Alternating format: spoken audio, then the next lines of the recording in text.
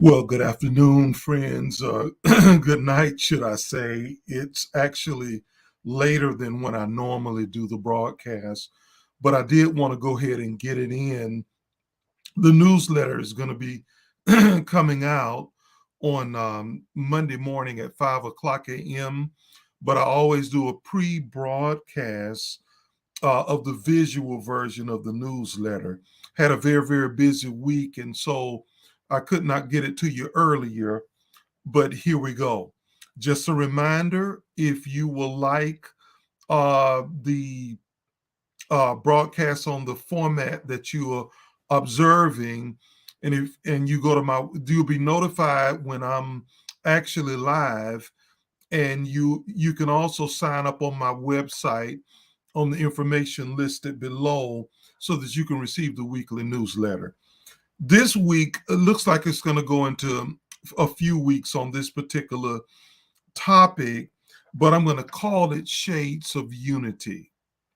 I'm going to call it Shades of Unity. So, on that note, we'll jump right in and get started. The longer I live, the more I am convinced that life is 95% relationships and 5% of everything else. Whether we are discussing family dynamics, business success, problem solving, community success, national peace, or world survival, relationships are the major key. Our ability to accomplish harmony through unity will determine whether we survive another 50 years or not.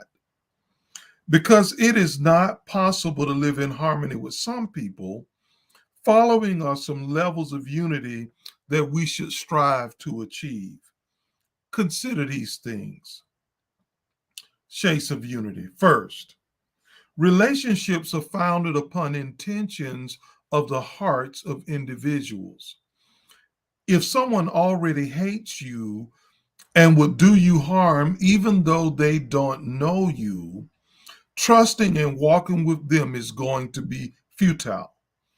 Not only do you need to watch them, but you also need to be prepared to protect yourself and your family. Here we should give them the respect and dignity of being a fellow human being and always treat them the way you would want to be treated. My father drilled it in me from a child to never, ever judge anyone by the color of their skin, their social class, or what they appear to be on the surface, but weigh them according to their individual character. Be sure you aren't carrying ill will towards anyone, anywhere, ever. Secondly, there are also people who are just so focused on their own survival that they don't care what happens to you or anyone else outside of their immediate circle. This is better than someone who has ill intentions towards others, but to develop unity with them is a challenge.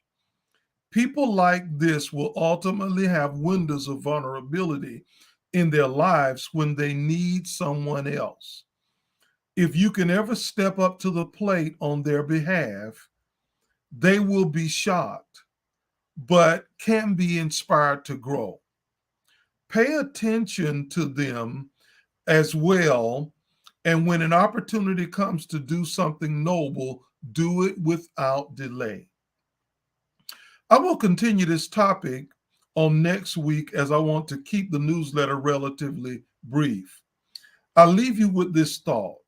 You cannot walk in unity with the 8 billion people that live on the planet, but you can live a life of influence with the people within your reach. Live as consciously as you can, knowing that many people are hurting and can use some interaction with a quality person. In parentheses, that would be you. Have a fantastic week, Roger. And Yes, and I see I got a comment from Mary. Okay, I appreciate that.